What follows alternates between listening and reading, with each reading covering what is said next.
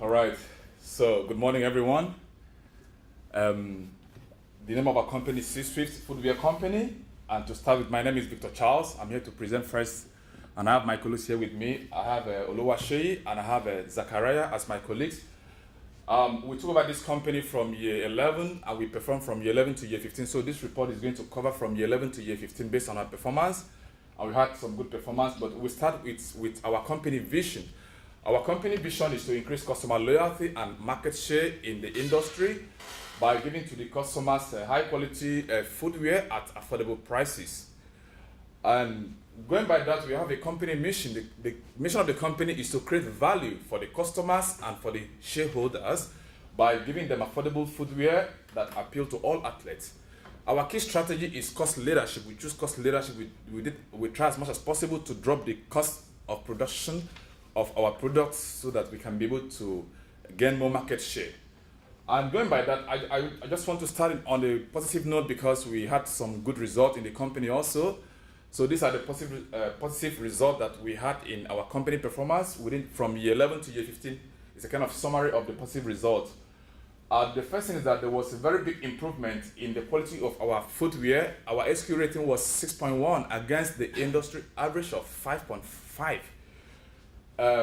Secondly, we had a steady increase in our revenue from year 11 to year 15. Our revenue was consistent. It was increasing consistently. And the third thing was that there was a steady increase in the value of our stock, our EPS, that's earning per share, and our return on investment. And also we maintained consistently the highest credit rating for 4 years. I think we had the best credit rating in industry 39 in terms of credit rating because we were having A+, A+, consistently, which is good for us.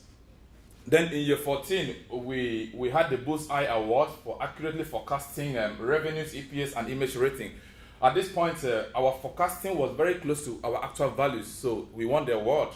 And then we effectively reduced our reject rate from 7% to 3%. That was a very good leap for us, though we are still trying our best to get it lower than that. Then these are the strategies that we adopted in terms of our production strategy highlights, what we did in the production facility to give us. The first thing we did was that we consistently increased the base wage by 2% annually to the workers. 2% increase in the base wage to the workers annually. And then in year 11, we procured production improvement option B for both facilities to improve our production in both facilities of North America and Asia Pacific. That was in year 11.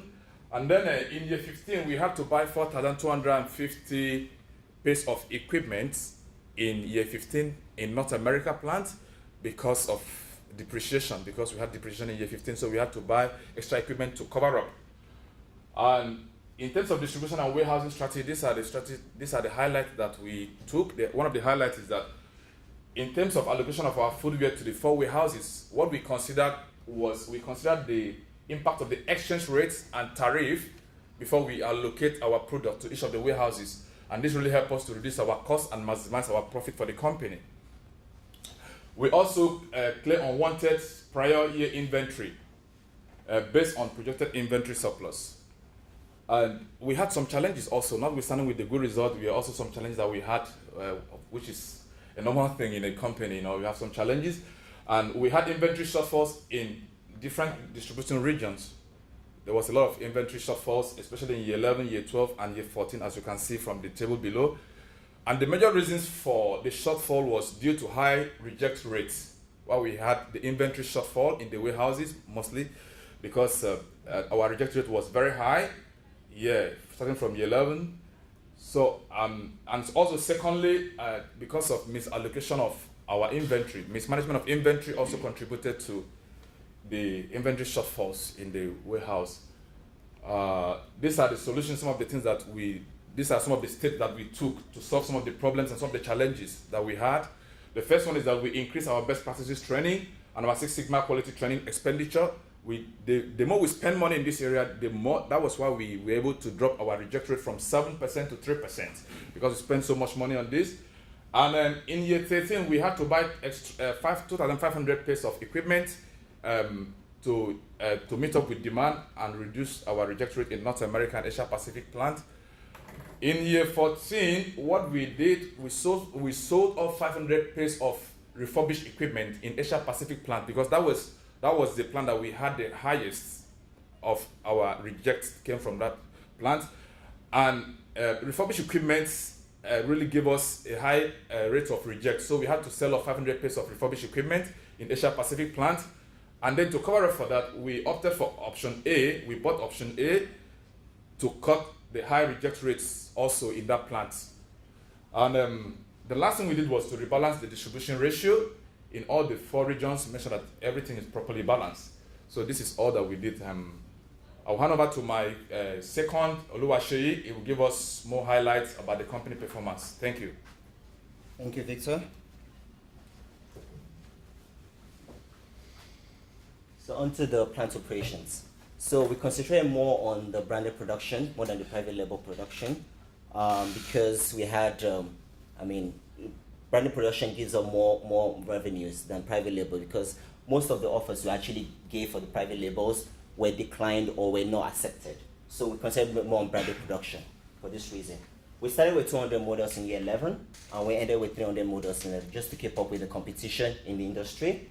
Our reject rates, as my colleague said, 7.4. Started with 7.4, but ultimately, by investing so much in production equipment and in production layout and all this facility improvement, we reduced it to 3.6. The average SQ rating, as you can see, we had a huge leap from year 13 to year 14, which was 4.7 to 6.1. But that was a very good one, based on the investment on best practices training and superior materials. Our total footwear production, we noticed that having about 12,000 or more, 12 million or more, sorry for that, 12 million pairs or more in year 13 and year 15, we'll actually have so much surplus so that we don't run out of stock, just in case retailers demand more from our company to stock in our shelves. Our registered pairs were quite low, about 676,000 up to 467,000 in year 15. What I just want to highlight here is that we actually were very competitive in the industry in all the 5 years. The total production costs were actually less than the industry average in all regions. Just in year 14, that was just slightly over, just about $1 different in total production cost. For the wholesale market, this at the value, we had about almost 10 million pairs sold, and as you can see from the graph, our cost per pair was quite in a reasonable manner. It was not too much. It was about $32 per pair. But in year 11 to year 13, our price per pair compared to industry average was just a bit bigger. It was about $1 to $2 difference. We're not so competitive in these areas, but at least we still made lots of money based on the revenues you can see here. The operating profit margin is increasing, but in year 15, due to the points I mentioned, our marketing expenses, our wholesale expenses, and other cost of goods, cost of goods sold, actually accounted for a decrease in operating profit margin. Our market share here was quite good, about 18.4, 15.8. I mean, based on the companies in our industry, having this market share is quite, I think it's quite impressive for our own company in the wholesale market. The internet marketing, likewise, just like the wholesale, we had just about in year 12 and year 13 that we had just a slight increase in the price per pair sold. And same thing for the operating profit margin. You can see the increase is actually increasing more than even the wholesale market, as you can see. Jump to the next slide. So these are net revenues. Our net revenues increasing all through the year.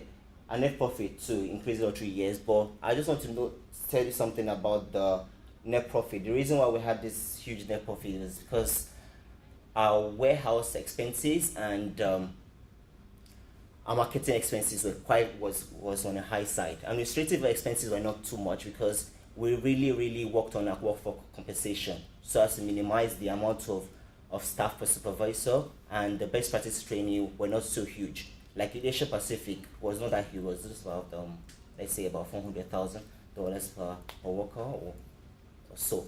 So yeah, that's why we didn't really spend so much in our workforce compensation. And I'll pass it on to Zakaria to talk about the balance sheet and cash flow. Thanks, Sid. Good morning, everyone. My name is Zakaria. Today I'm talking about the balance sheet, as you can see, and cash flow highlighted. First of all, I'm going to talk about the shareholders' equity. Shareholders' equity, as you know, it's the represent the company net worth. As we start from 265 million from year 11 and finish it with around $500 million in year 15, and that's good increasing at all time. We have here, as you can see, a bank loan outstanding. We decided to pay annually $15.9 million annually to finish the bank loan at the end of year 17 to get a good result.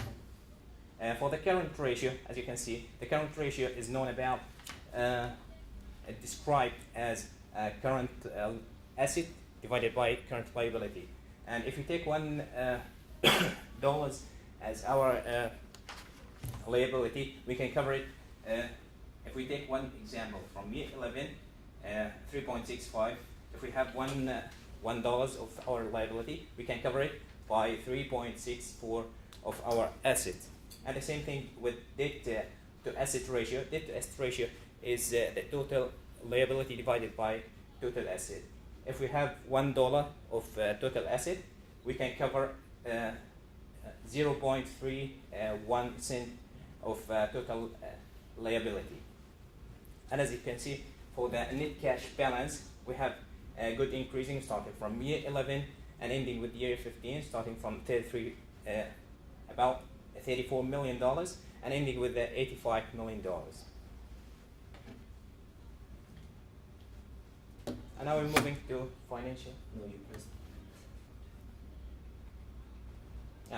For the key performance and measurement, we have here earning per share, return on equity, stock price. As you can see, we have two types of numbers. The dark one is our performance, and the numbers between practice is the investor expectation. As you can see, for the EBS, return on equity and stock price, we always above the investor expectation from year 11 and ending with year 15. And we have a credit rating. We get the highest rating for the last 4 years. And image rating, we get the high level of investor expectation from year 11 and year 15. And the dividend per share, we decided to pay the dividend starting from year 13 and increase this payment year by year. What we learn from our business, the actual demand should be greater than the projected demand in the market, because if we have a projected demand more than or greater than the actual demand, we will have a shortfall, and reject rate should be kept at a minimization, the minimum level from very start or from the beginning of the project. Inventory should be left over from every year to avoid the low rating as a 3-star rating, and that will affect on our SQ rating on the market. And investing in a private label, and dividend should be given year by year. You can't defer any kind of dividend. That will give us a good image with the shareholders. And last thing, I want to talk about a future plan. We should looking for strict monitoring our competitor in the market to make a best decision and provision of lowest affordable price. And we're looking to get $100 million a loan from the bank to expand our business, to increase the plant capacity, and purchase more equipment to meet our project customer demand, and consideration about that celebrity endorsement, and that will give us a good image in the market. And last thing, drop rigid trade and production facility from 3% in year 15 to 2% in year 16. That's our presentation for our company. Thank you for listening, and we're more than happy to ask your questions. Thank you so much. I'll start. I love you guys.